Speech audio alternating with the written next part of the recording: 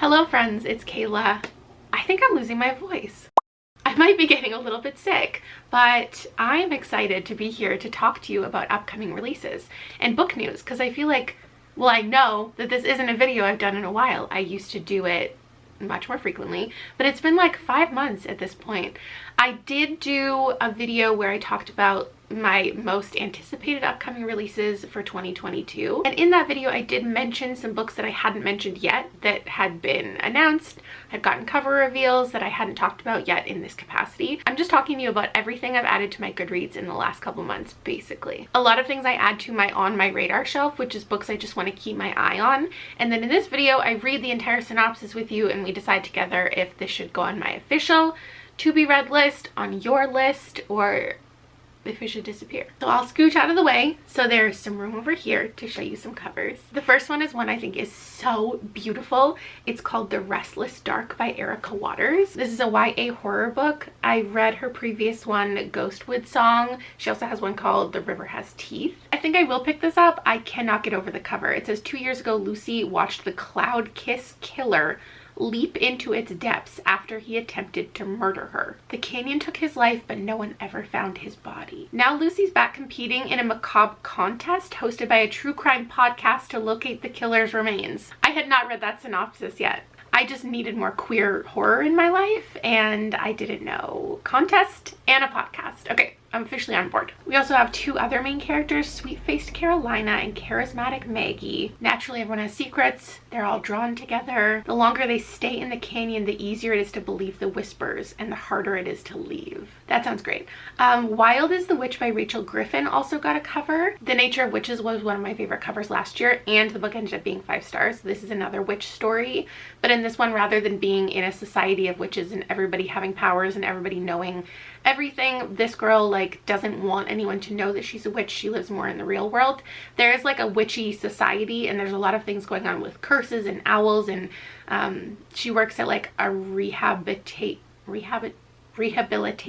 center for animals. And it says when 18-year-old witch Iris Gray accidentally enacts a curse that could have dire consequences, she must team up with a boy who hates witches to make sure her magic isn't unleashed on the world. Okay, these are clearly not going to be in any type of order. Sometimes I go by genre, sometimes I go by like authors I've read from before, and then other random things, or ones that full out have covers, and then at the end we talk about ones that just have Goodreads pages with nothing about them. This one I'm just going in order of my tabs. So next I have The Prisoner by B.A. Paris. This is an author you might remember I featured in my Third Time's a Charm series, where in the first season I picked up authors that I had disliked 2 books from, and I was trying them again for potentially the last time, and I did B.A. Paris, and I quite enjoyed that 3rd book from her. So I am excited to find out what this one is about. I don't love the cover, but it's fine. It says Emily has always been a survivor from losing her parents as a child in Paris to making it on her own in London. As she builds a life for herself, she's swept up in the glamorous lifestyle where she married the handsome billionaire. But then Emily wakes up in a pitch black room not knowing where she is. Why has she been taken? Who are her mysterious captors? And why does she feel safer here, imprisoned, than she had begun to feel with her husband? Interesting. Another domestic kind of suspense. I think I'll pick it up. I might wait for some reviews to roll in for it first. Next we got the title, in case you missed it, in case you're interested in the Dreamer trilogy by Maggie Stiefvater.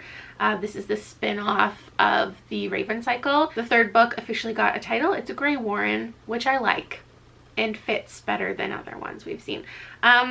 Really excited to see the cover for this. I haven't loved any of the covers of the series, so I'm just interested to see how it's going to wrap up. There's no information about it yet, just a title. Next up, in case you didn't know, I know I have many Courtney Summers fangirlies here. I'm the Girl recently got announced. It says it's a groundbreaking queer thriller. I'm obsessed with the cover, like honestly, smeared lipstick. I love this tone of pink, but I've disliked 2 Courtney Summers now, and Sadie's the only one that worked for me. So again, I think this one I'll have to wait to see what other people are thinking before I pick it up. It says 16-year-old Georgia discovers the dead body of 13-year-old Ashley. So she teams up with Ashley's sister Nora to find and bring the killer to justice. So it is another revenge story. Oh my gosh, and the first little review I see says, wow, I hate the cover. That's so interesting. Okay, now I need to know your opinions on the cover. Nafisa Azad has an upcoming book.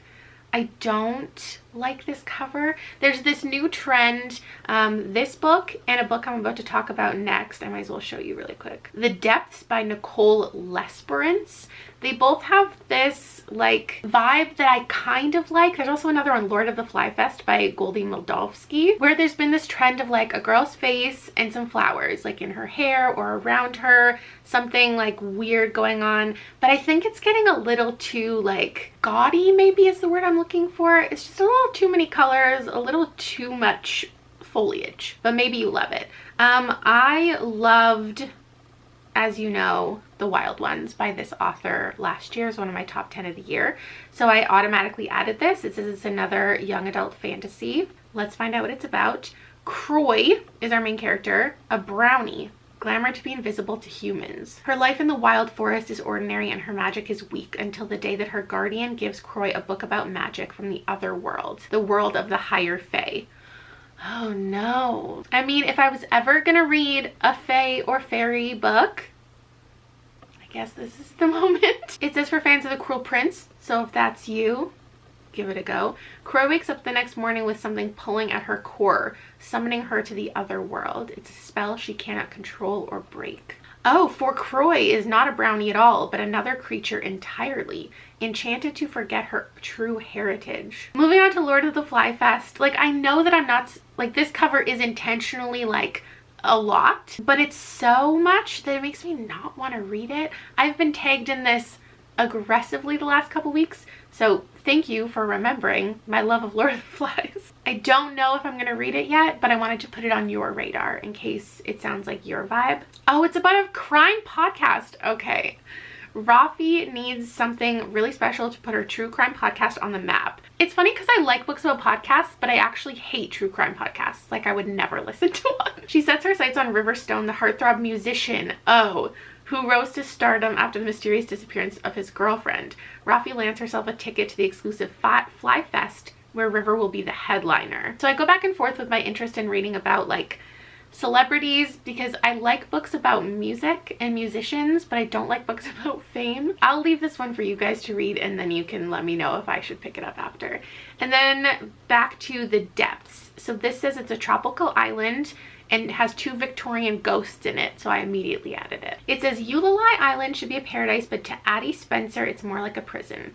Forced to tag along to the remote island on her mother's honeymoon, Addie isn't thrilled about being trapped there for 2 weeks. The island is stunning, with its secluded beaches and forests full of white flowers, but there's something eerie and unsettling about the place. After Addie meets an enigmatic boy on the beach, all the flowers start turning pink. The island loves you, he tells her, but she can't stop sleepwalking at night, the birds calling her name, and there's a strange little girl in the woods who wants to play hide and seek. Okay.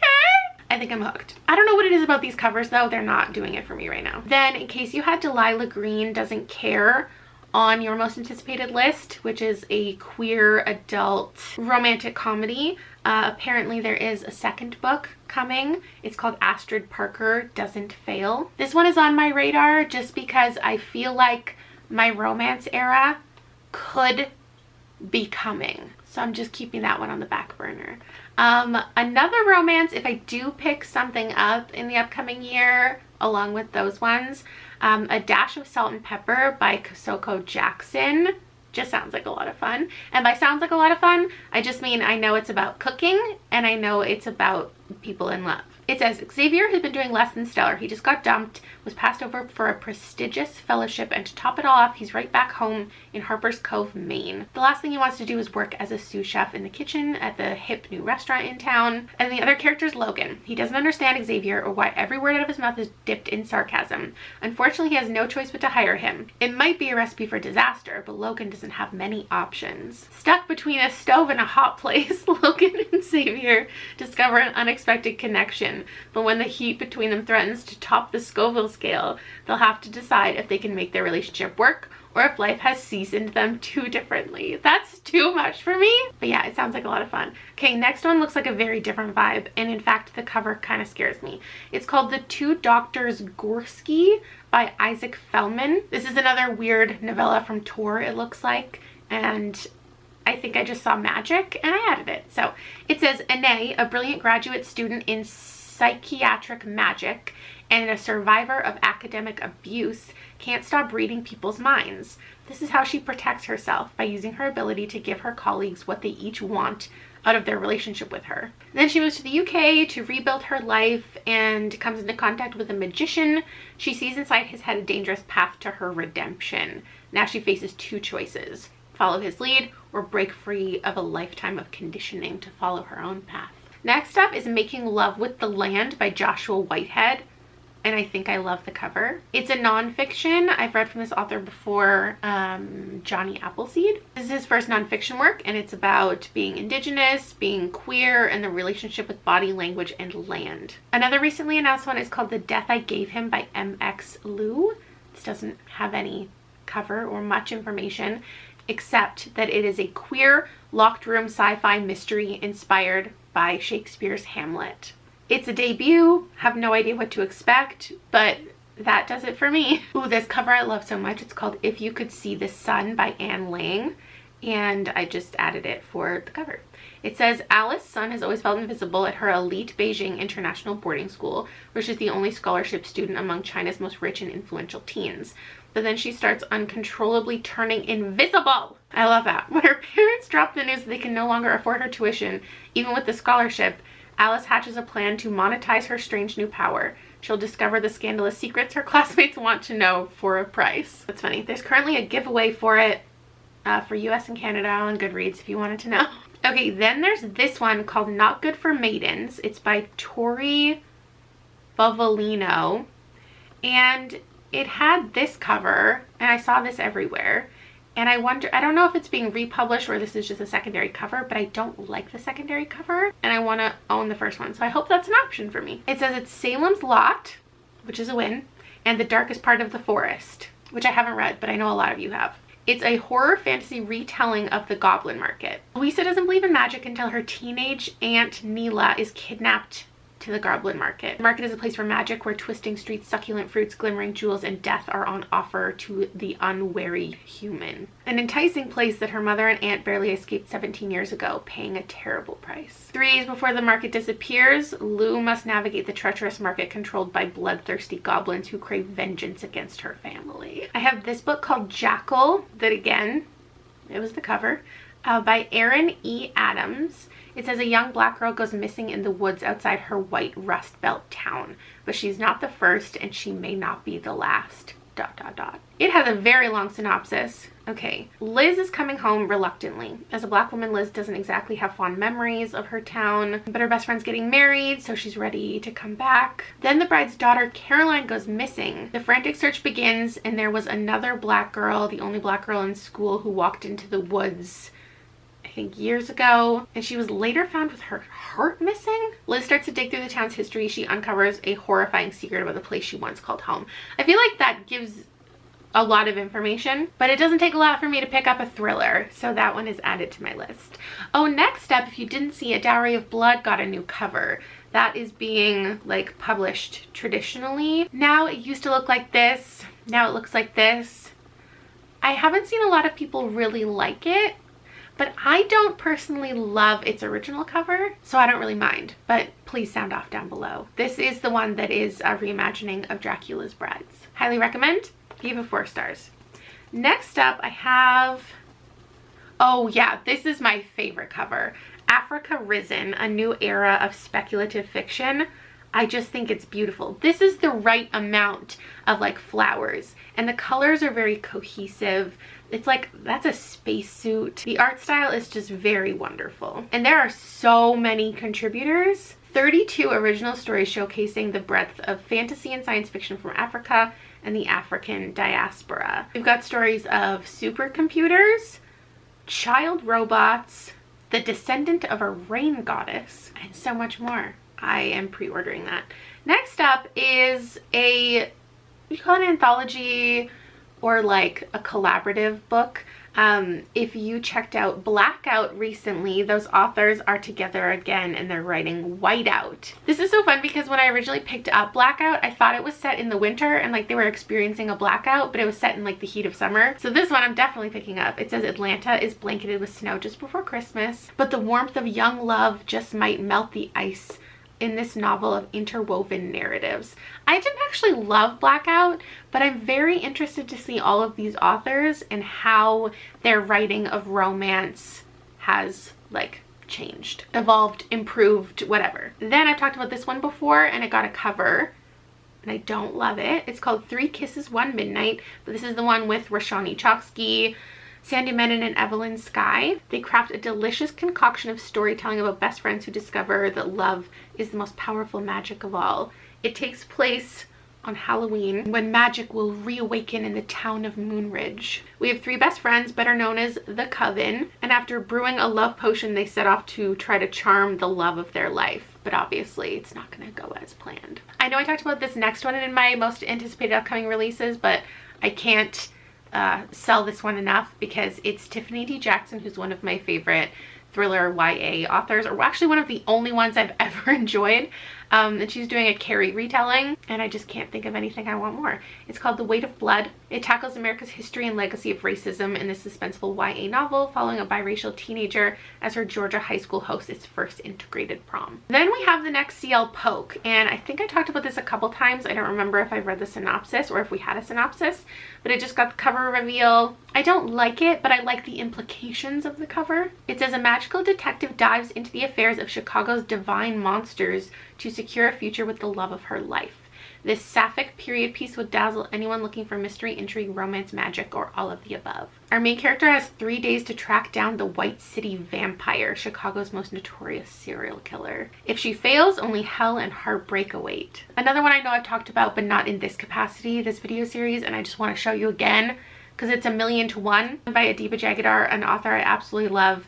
And this is Titanic meets Ocean's 11, where we have a heist aboard the most infamous ship. We're following a thief, an artist, an acrobat, an actress. It sounds so ambitious, but the way that she writes romance is really wonderful, and I'm just so intrigued to see how she pulls this off. Next up, another cover that is really doing it for me is called The Gathering Dark, an anthology of folk horror. It's mostly authors I haven't read from before, which is amazing because I love being introduced to new authors via anthologies. A cemetery full of the restless dead, a town so wicked it has already burned twice, a rural isolated bridge with a terrifying monster, a lake that allows the drowned to return. These are the shadowed liminal spaces where the curses and monsters lurk, refusing to be forgotten. Oh, I am just so very excited. Okay, next is a book that I've talked about before because I was awaiting the cover because I didn't know what the vibe of the book was going to be until the cover reveal happened. And the cover is here, and I don't know. It's called The Very Secret Society of Irregular Witches by Sangu Mandana. I don't think this even had a blurb. It was just the title that got me. And now I've learned that it's a warm and uplifting novel. Do I want to read that? It says it's about an isolated witch whose opportunity to embrace a quirky new family and a new love changes the course of her life. Micah Moon knows how she has to hide her magic, keep her head down, and stay away from other witches so their powers don't mingle and draw attention. An unexpected message arrives, begging her to travel to the remote and mysterious Nowhere House to teach 3 young witches how to control their magic. And it's like an adult paranormal witch story, which I need more of. But I think it's more about like her just like finding her place, and it sounds nice, and maybe too nice for me. But also I think I want it. Next, I talked about how Ian Reid has something coming up, but this has been announced like for many years and we hadn't gotten any information or a cover or anything. And guess what? Now we have it. It's called We Spread.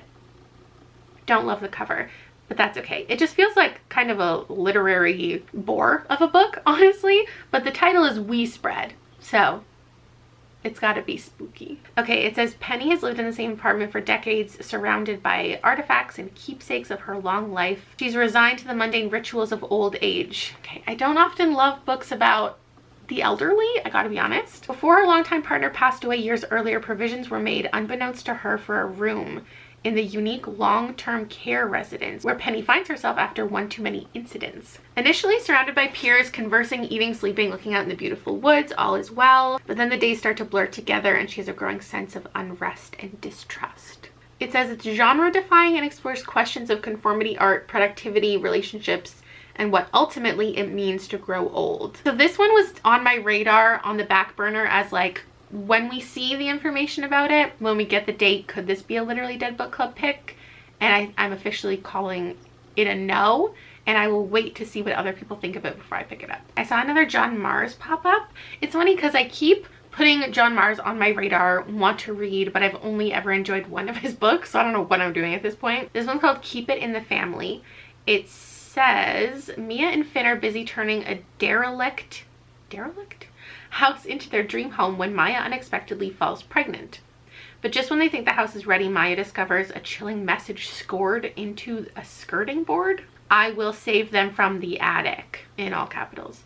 Following the clue up into the eaves, the couple makes a gruesome discovery. Their dream home was once a house of horrors.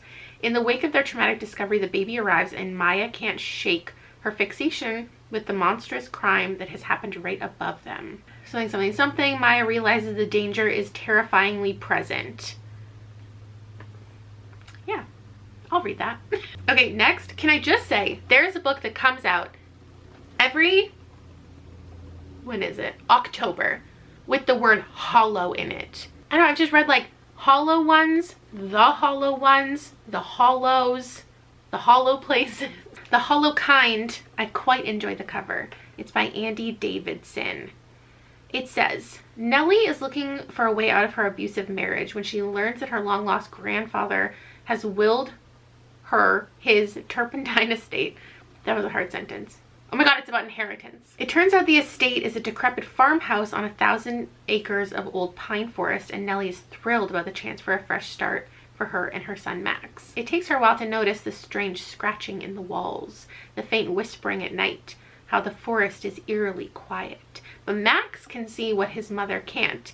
They're no safer here than they had been in South Carolina. In fact, things might be even worse. It's a story about legacy and the horrors that hide in the dark corners of family history. This one, I don't know why I added. I think this is assuming that I'm going to be in my romance era again. It's called The Summer of Broken Rules by K.L.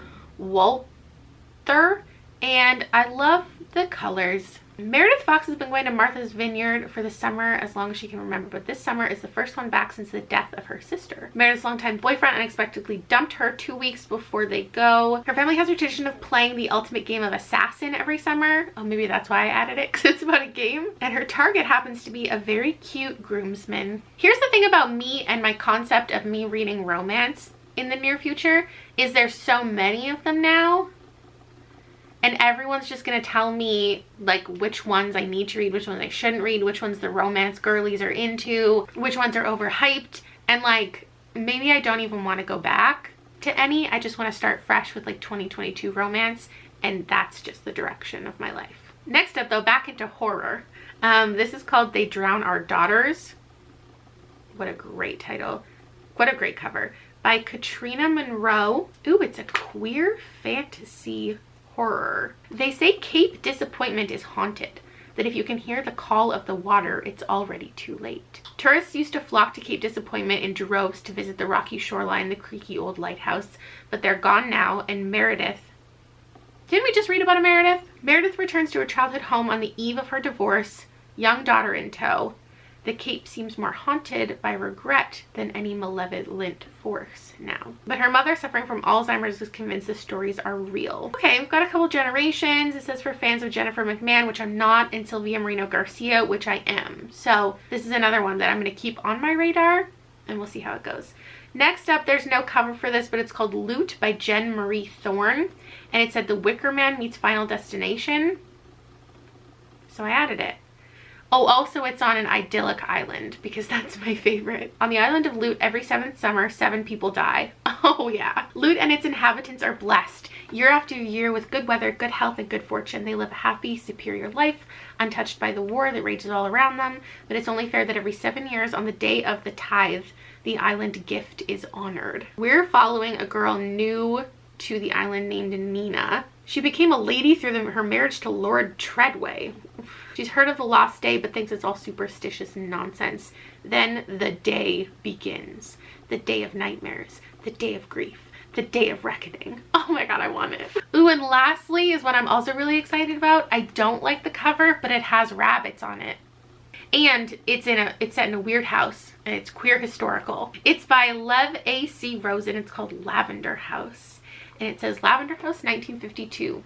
The family seat of recently deceased matriarch Irene something, head of the famous something something something. Her recipes for her signature scents are a well-guarded secret. The estate offers a unique freedom where none of the residents or staff have to hide who they are. But to keep their secret, they've needed to keep others out. And now they're worried they're keeping a murderer in. I don't really know what's happening, but it says running a soap empire can be a dirty business. And that's just a lot for me. I thought it was going to be kind of fantasy, but it sounds like it's a mystery. Okay, that's all I have for today. I have a few other things on my radar, some other like really generic sounding thrillers that I probably won't be the first to pick up. You can always check the link down below for my most anticipated shelf, which at this point isn't necessarily most anticipated. It's just the combination of everything that I talk about in all of these videos, so you can easily find them. I should probably think of a different like organization system for this, but I will link that so you can see all of these books and others that I haven't mentioned but I am intrigued by generally. So thank you so much for watching. Let me know if you found out about anything you're interested in, if there's any upcoming releases that you think I need to know about that I haven't heard of yet, and I will see you later. Bye.